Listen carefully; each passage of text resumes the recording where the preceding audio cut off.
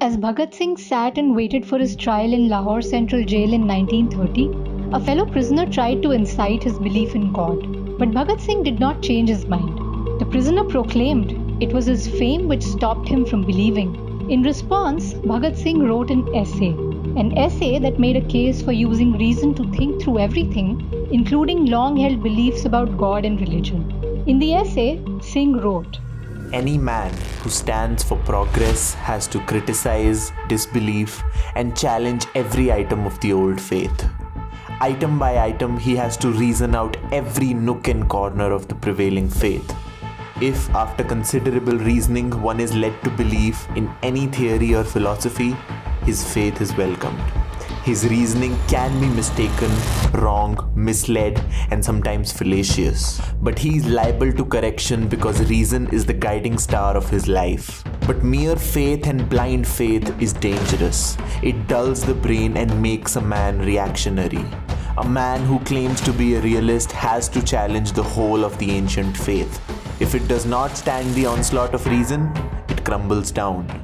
Using reason as a tool for social inquiry, he impelled people to question why an all-powerful God would create an imperfect world and then let misery thrive in it. If, as you believe, there is an almighty, omnipresent, omniscient, and omnipotent God who created the earth or world, please let me know why did he create it? This world of woes and miseries, a veritable eternal combination of numberless tragedies, not a single soul being perfectly satisfied. From the dungeons of prisons, from the stores of starvation consuming millions upon millions of human beings in slums and huts, from the exploited laborers patiently or say apathetically watching the procedure of their blood being sucked by the capitalist vampires, and the wastage of human energy that will make a man with the least common sense shiver with horror, and from the preference of throwing the surplus of production in oceans rather than to distribute amongst the needy producers, to the palaces of kings built upon the foundation laid with human bones. Let him see all this and let him say, all is well. Why and wherefore? That is my question. Blind faith forces dependence, he wrote, but reason equips man to think freely. Society has to fight out this belief as well as fight idol worship and the narrow conception of religion.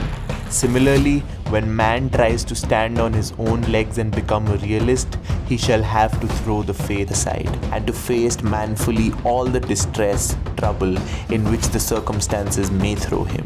That is exactly my state of affairs. It is not my vanity, my friends. It is my mode of thinking that has made me an atheist. I don't know whether in my case belief in God and offering of daily prayers, which I consider to be most selfish and degraded act on the part of man, whether these prayers can prove to be helpful or they shall make my case worse still. I have read of atheists facing all troubles quite boldly. So I am trying to stand like a man with an erect head to the last, even on the gallows. Let us see how I carry on. One friend asked me to pray. When informed of my atheism, he said, "During your last days you will begin to believe." I said, "No, dear sir, it shall not be. I will think that to be an act of degradation and demoralization on my part. For selfish motives, I am not going to pray." Readers and friends, is this vanity? If it is, I stand for it.